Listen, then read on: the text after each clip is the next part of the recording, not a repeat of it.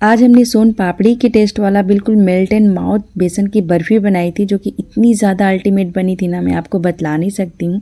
बनाना भी काफ़ी आसान है और मात्र 2-3 चीज़ों में बनकर तैयार भी हो जाती है। अगर आप इस तरीके से इस बेसन की बर्फ़ी को बनाइएगा ना, तो अगर आप फर्स्ट टाइम भी बना रहे हैं ना, तो बिल्कुल परफेक्ट बनेगी, नो फेल वाली रेसिपी है।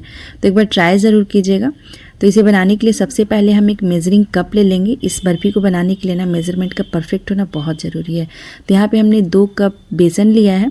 तो मैंने बेसन को बिल्कुल दबा दबा कर नहीं लिया, ऊपर से ही हमने लिया है। तो यहाँ पे 2 कप के करीब हमने टोटल बेसन लिया है। वैसे मैंने यहाँ पे कप से मेज़र करके लिया है, आप चाहे तो वजन से भी ले सकते हैं सारी चीज़ों को मेज़र करके।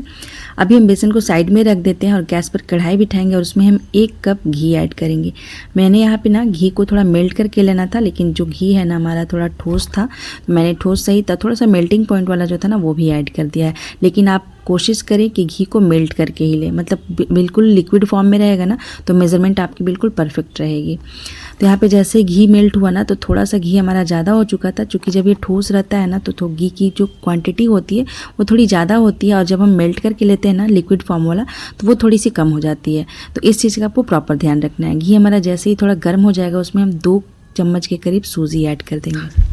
अब हम सूजी को 2-3 मिनट के लिए अच्छे से मीडियम फ्लेम पर भून लेंगे। बहुत ज़्यादा सूजी को मत भूनिएगा, बाकी का जो सूजी की भुनाई है ना वो बेसन के साथ होगी, लेकिन मैंने 2 मिनट पहले बस सूजी को भुना है।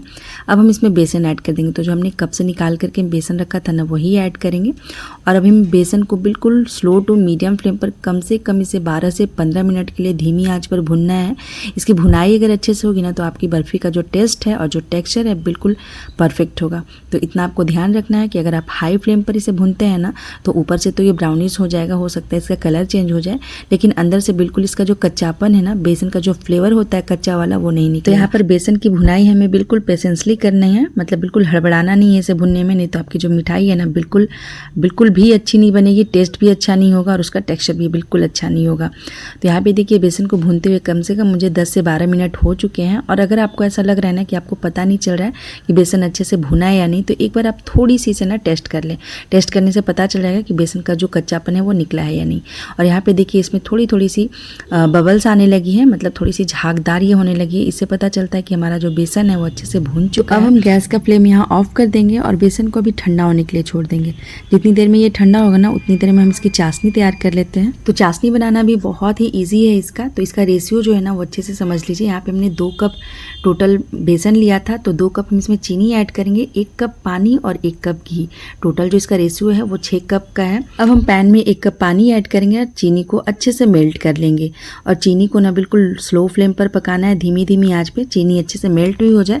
और इसकी जो चाशनी है ना बिल्कुल एक तारवानी होनी चाहिए, मतलब चाशनी को आपको कम नहीं पकाना है और बहुत ज़्यादा भी नहीं पकाना है।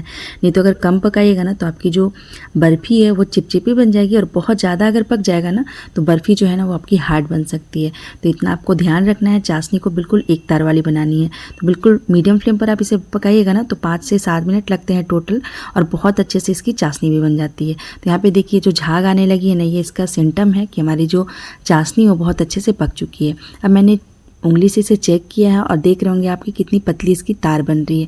दैट मीन्स कि हमारा जो चाशनी है वो बिल्कुल परफेक्ट हो चुका है हमारी बर्फ़ी के लिए।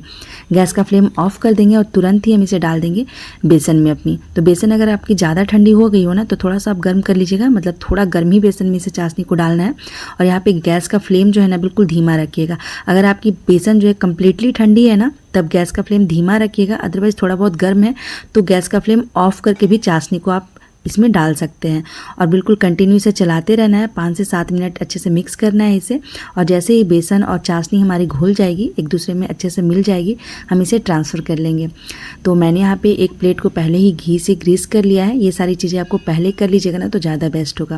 और उसके बाद हम तुरंत ही इस मिक्सचर को उस प्लेट में ट्रांसफ़र कर देंगे और सेट होने के लिए कम से कम आधे घंटे के लिए रूम टेम्परेचर पर छोड़ देंगे, या फिर जितना भी समय लगे आपको ठंडा होने के लिए। वैसे आधे से 1 घंटे में ना बहुत अच्छे से ये सेट हो जाता है। और अगर आपको थोड़ी जल्दीबाजी हो तो आप इसे थोड़ा सा फ्रिज में भी रख सकते हैं। और यहाँ पे देखिए हमारा जो मिक्सचर है ना वो अच्छे से मिल चुका है। एक चीज़ और मैं आपको यहाँ बता दूँ कि आप चाहे तो यहाँ पे फ्लेवर के लिए 1 चम्मच इलायची पाउडर भी डाल सकते हैं, और कलर के लिए ना आप चाहे तो फूड कलर भी यूज़ कर सकते हैं, लेकिन मैंने इसे आज बिना किसी प्रिजर्वेटिव, बिना किसी कलर के बनाया था, इसलिए मैंने कुछ भी यूज़ नहीं किया है। तो अब हम क्या करेंगे, सारे मिक्सचर को ट्रांसफ़र कर लेंगे और थोड़ा सा टैप टैप करने के बाद इसकी गार्निशिंग कर लेंगे। आप चाहे तो इसे सिल्वर वर्क से सजा सकते हैं, या फिर जो भी ड्राई नट्स हो ना उससे आप गार्निश कर सकते हैं, जैसे कि मैंने पिस्ता और आमंड से किया है।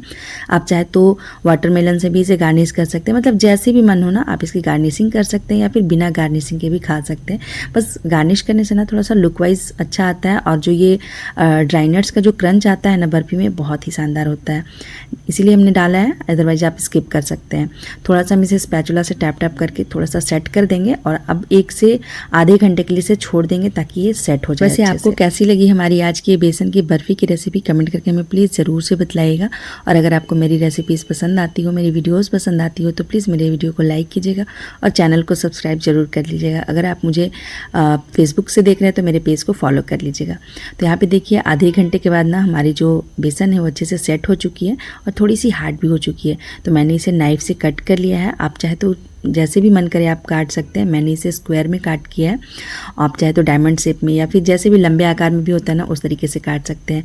काटने में ना थोड़ी सी आप जो दांत वाली होती है ना चाकू, उसका यूज़ कीजिएगा ना तो बहुत अच्छे से ये कटता है। और यहाँ पे देखिए मेरी सारी पीसेस निकल चुकी हैं, और अभी आपको मैं एक निकाल कर दिखाती हूँ कितनी ज़्यादा परफेक्ट हमारी आज की बेसन की बर्फ़ी बनकर तैयार हुई है। बिना किसी ताम झाम के और बिना किसी बहुत ज़्यादा मेहनत के ये सोन पापड़ी वाली मिठाई आप घर पर बनाकर तैयार कर सकते हैं। हमारे घर में सभी को ये सोन पापड़ी के फ्लेवर का ही लगा था, इसलिए मैं आपको सभी को बार बार बोल रही हूँ कि बिल्कुल सोन पापड़ी जैसा लग रहा था। मतलब मार्केट से कहीं ज़्यादा बेहतर घर पर हम बनाकर तैयार कर सकते हैं। अगर आप पहली बार भी बना रहे हो ना तो बिल्कुल परफेक्ट बनकर तैयार होगा।